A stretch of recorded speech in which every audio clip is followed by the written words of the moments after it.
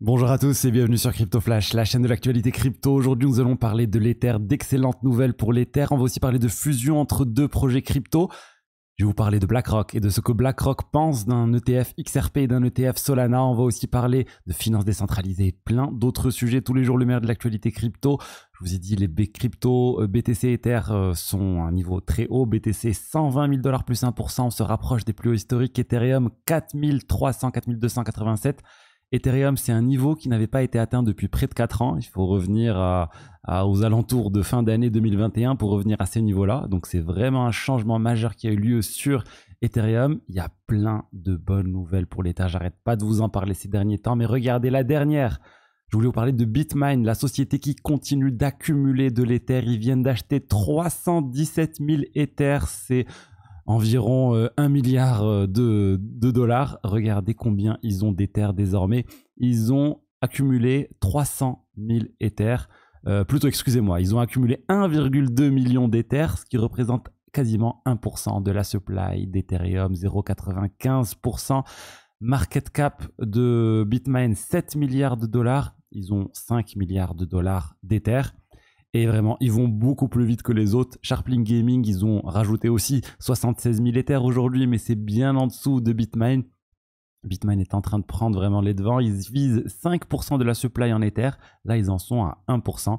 Alors bien sûr, là, on est en phase ascendante. C'est l'euphorie pour le BTC, pour l'Ether et un certain nombre de cryptos qui ont des treasury companies.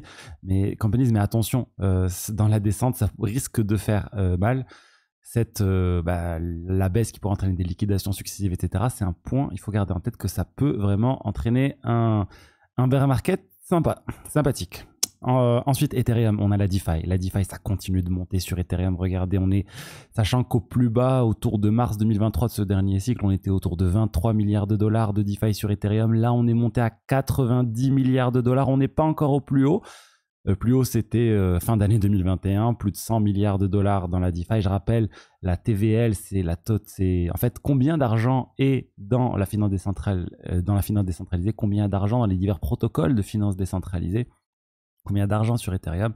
Et ça, c'est un indicateur très important parce que ça montre la confiance des investisseurs dans la blockchain. Et c'est Ethereum qui est leader sur le marché de la finance décentralisée. Ils ont plus de 60% de part de marché.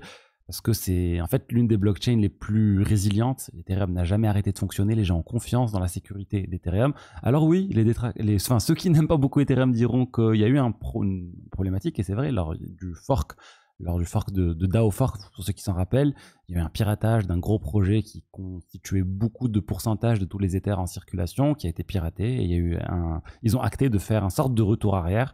Je simplifie les choses, c'est pas exactement ça qui s'est passé, mais au final, c'était très tôt dans l'histoire et ça ne se reproduira plus. En tout cas, tout le monde se dit est d'accord pour que ça ne se reproduise plus. Le vrai test, ça serait, supposons qu'un très gros projet comme Lido Finance se fasse pirater, ou Eigenlayer, ou quelque chose de très très gros dans la finance centralisée sur Ethereum se fasse pirater, voir comment la communauté va réagir.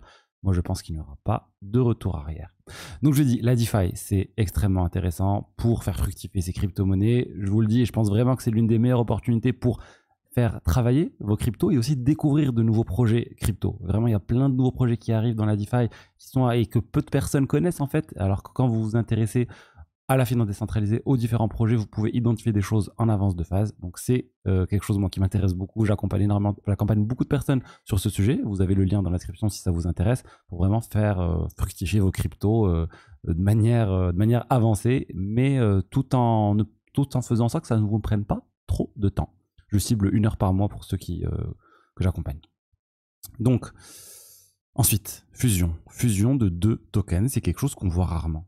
Layer 0 vient d'annoncer une proposition pour racheter en fait Stargate, qui est un projet lié à Layer 0. Ça a été créé par la même équipe. Layer 0, c'est un peu les fondations sur lesquelles ont été construits Stargate. Donc Stargate, c'est le bridge pour échanger des tokens d'une blockchain à une autre. Ils ont leur propre token, le STG. Layer 0 a son token, le Z0. Et là, ils ont proposé d'acheter tout simplement les jetons Stargate.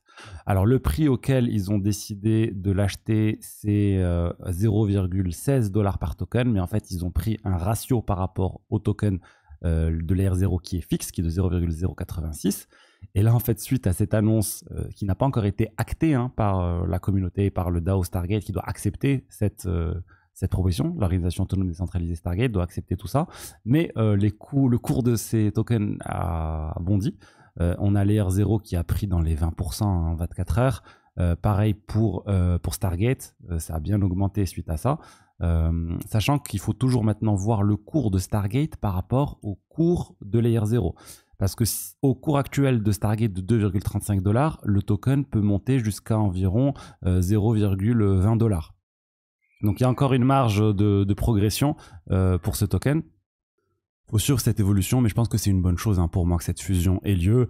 Ça n'avait pas trop de sens d'avoir deux projets différents avec deux tokens, enfin deux projets similaires avec deux tokens différents. Je pense que c'était juste pour lever de l'argent et gagner plusieurs dizaines de millions de dollars qui ont été levés lors de la vente de Stargate. De mémoire, il y avait en fait FTX ou Alameda qui avait réussi à acheter d'un coup énormément d'argent sur Stargate à l'époque. Bref, tout ça pour dire, c'est une bonne chose. J'espère que ça va être acté et qu'il y aura cette consolidation. Pour moi, le plus gros concurrent de Layer 0, c'est Wormhole. Et voilà. Et si ça vous intéresse, vous pouvez en acheter sur Bitvavo, l'exchange partenaire de la chaîne. Et je vous rappelle, il y a 45€ offerts sur Bitvavo avec deux promotions différentes. Une qui se termine le 25 août. Vous déposez 500€, vous recevez 20€. C'est exceptionnel. Par exemple, vous voulez déplacer des cryptos d'un exchange à un autre, vous avez 20€ offerts sur Bitvavo. Et en plus, si vous tradez, vous êtes un nouvel utilisateur et que vous tradez 100€, vous obtenez 25€ aussi. Donc c'est vraiment 45€. Les conditions sont claires. Une est pour les anciens et les nouveaux utilisateurs, les 500€ déposés. Une est uniquement pour les nouveaux utilisateurs, les trader 100€ pour recevoir 25€. Donc n'hésitez pas, c'est un exchange européen, partenaire de la chaîne. Il y a près de 400 crypto-monnaies. Ils ont l'agrément MiCA, les frais sont bas. Je vous en ai déjà parlé plusieurs fois, mais il y a à peine 0,05% sur les paires USDC par exemple. Donc n'hésitez pas, vous avez le lien dans la description pour en profiter. Et surtout, faites vite, c'est une promotion qui se termine, je vous ai dit, dans le 25 août pour celle à 500€. Ensuite, on va parler de piratage du projet Crédit X. Je vous en ai parlé, c'était sur Solana, un protocole qui s'est fait pirater 4,5 millions de dollars. Quelques jours après, ils ont annoncé avoir récupéré les fonds, en tout cas s'être mis d'accord avec le hacker pour récupérer les fonds. Et là, qu'est-ce qui vient de se passer? Eh bien, la team derrière Crédit X a disparu. Le compte Twitter a disparu, ils ont tout supprimé. Et en fait, ils ont fait un sorte de rug pull, ils ont fait un sorte d'exit. Ça ressemble beaucoup à un scam en fait. C'est un projet qui a levé de l'argent, qui a obtenu beaucoup d'argent. Ils se sont fait pirater, ils ont supprimé tous les comptes. Donc c'est rare de voir ce type de choses. Pourquoi ils ont fait croire au piratage d'abord? C'est assez bizarre, c'est assez étrange honnêtement ce qui vient de se passer. Normalement, on voit l'équipe qui disparaît d'un coup, mais là ils disent qu'ils sont fait pirater, qu'ils ont récupéré les fonds et ensuite ils suppriment tout. J'ai jamais vu ça dans la finance décentralisée ou même dans les NFT ou autres. Quand il y a un rug pull qui a lieu, les gens disparaissent généralement d'un coup sans monter toute une histoire comme ça. Ensuite, alors, je vous ai parlé de BlackRock, de Ripple, et de BlackRock et de Solana. Et en fait, il y avait beaucoup d'espoir suite à la fin du combat entre la SEC et Ripple, que maintenant, il y ait BlackRock et d'autres institutionnels qui arrivent sur le marché des ETF avec un ETF XRP, par exemple. Il y a plein de sociétés différentes qui ont déjà lancé des demandes pour les ETF XRP, mais BlackRock n'avait toujours pas fait ça. Et là, en fait, on a DeBlock qui a demandé tout simplement à BlackRock en leur disant est-ce que vous comptez lancer ce type d'ETF? Et la réponse de BlackRock, ça vient d'un porte-parole de BlackRock qui a dit ça à DeBlock. Il a dit pour le moment, BlackRock n'a aucun plan pour faire des demandes d'ETF Solana et XRP. Donc là, ils disent clairement on ne compte pas faire pour le moment de demandes d'ETF XRP et Solana. Et c'est assez étrange parce que généralement, quand BlackRock fait une demande pour quelque chose, la chose en question, c'est déjà c'est validé parce qu'à chaque fois que BlackRock fait une demande pour quelque chose, ça passe. Il y a eu une seule demande sur 500 qui n'est pas passée. Donc quand on voit que BlackRock fait la demande pour l'ETF plutôt Bitcoin, c'est passé. Quand on a vu la demande surprise pour l'ETF Ethereum aussi, c'est passé. Et maintenant, ils ont fait une demande d'ailleurs pour les ETF Ethereum stakés. Ça aussi, ça devrait passer. Mais là, ça veut dire qu'XRP et Solana, ils ne comptent pas en faire. Alors pourquoi? Est-ce qu'ils pensent que ça va être refusé? Moi, je ne pense pas. Tout le monde s'accorde à dire que l'ETF XRP et Solana va finir par arriver. Mais du coup, l'autre option, c'est en fait, tout simplement, ils ne croient pas qu'il y a suffisamment de demandes pour ces ETF-là. Pour un ETF autre que Bitcoin et Ethereum. C'est vraiment une conviction assez forte. C'est un peu des Ethereum et des Bitcoin maximalistes. Les deux, c'est pas vraiment maximaliste, mais c'est une position dans laquelle on me catégorise certaines fois, parce que voilà, je suis assez pro Bitcoin et pro Ethereum, mais je suis pas maximaliste de l'un ou l'autre. Mais c'est intéressant de voir que BlackRock se positionne sur le sujet. Il y a plein d'analyses différentes, hein. Coinbase dit que potentiellement, que BlackRock a déjà cité qu'il y avait une demande assez limitée pour les ETF altcoin. Donc BlackRock n'a pas vocation à aller sur tous les ETF altcoin du marché. Il y a aussi BlackRock qui a fait très attention à l'aspect réglementaire, mais là sur l'aspect XRP, pour moi, il n'y a plus de sujet réglementaire. L'autre raison évoquée, c'est que il y a tellement d'ETF différents qui ont été demandés sur XRP que BlackRock n'a pas, pense qu'il y aura pas, ils vont pas prendre suffisamment de parts de marché pour que ça soit intéressant pour eux. Là, Coindesk cite 7 sociétés différentes qui ont fait des demandes d'ETF XRP avec Grayscale, 21 Shares, Franklin Templeton et d'autres. Et après, il y a d'autres demandes avec lesquelles je suis un peu moins d'accord, mais sur le fait qu'il y a potentiellement moins de demandes sur certains produits sur la blockchain XRP, ou que BlackRock, tout simplement, il pense qu'il n'y aura pas de demande côté États-Unis sur XRP, c'est plus côté asiatique. Mais moi, ce que je constate, c'est que XRP, c'est surtout présent justement en Europe, aux États-Unis. Donc, je sais pas, moi, je pense vraiment, mon opinion personnelle, c'est qu'ils pensent que ça ne va pas leur apporter suffisamment d'argent, et sachant qu'il y a une course vraiment aux frais les plus bas. Et on a vu, il faut atteindre des quantités énormes telles que la quantité d'argent qu'il y a sur l'ETF BTC pour que ça soit vraiment intéressant pour BlackRock à l'échelle de tout leur chiffre d'affaires. Donc ils n'ont peut-être pas envie de se prendre la tête avec des ETF qui vont avoir peut-être un succès de type 1 milliard, 2 milliards, mais ça sera négligeable à l'échelle du marché des ETF et des frais que peuvent générer BlackRock sur ces cryptos-là. Très étonnant de ne pas avoir Solana, je vous ai parlé d'XRP, mais aussi Solana. Je suis plus étonné de ne pas avoir d'ETF Solana. Mais au final, peut-être BlackRock a des infos qu'on n'a pas, ou tout simplement les clients de BlackRock, les clients de BlackRock ne leur ont pas fait la demande pour avoir ce type d'ETF.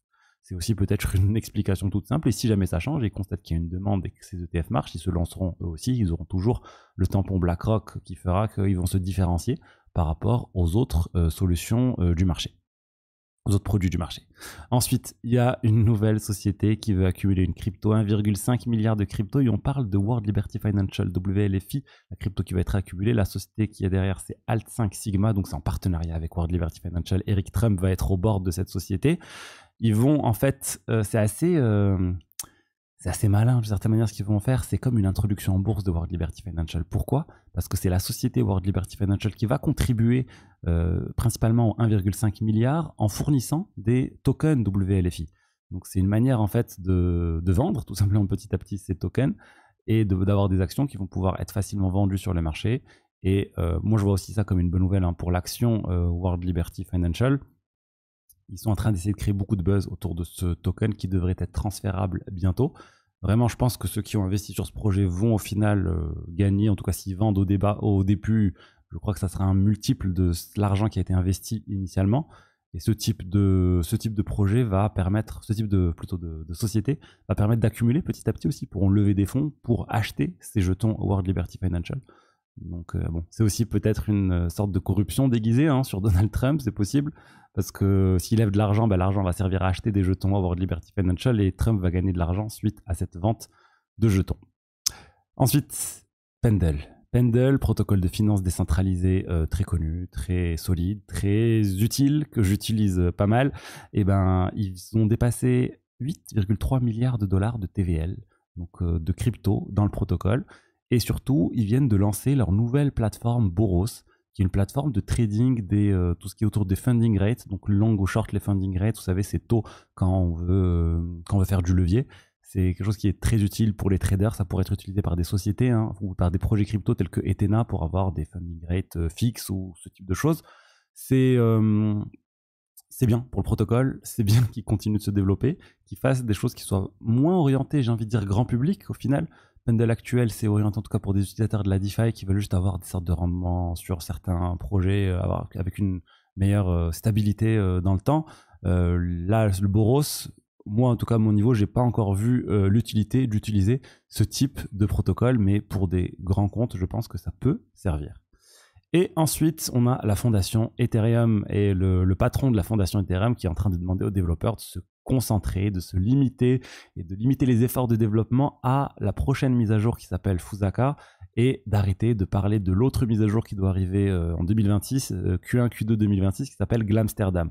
En fait, il est en train de dire il faut pas arrêter de se dissiper un peu et de se focaliser sur la prochaine mise à jour, éviter qu'on soit en retard sur cette prochaine mise à jour avant d'aller sur les autres.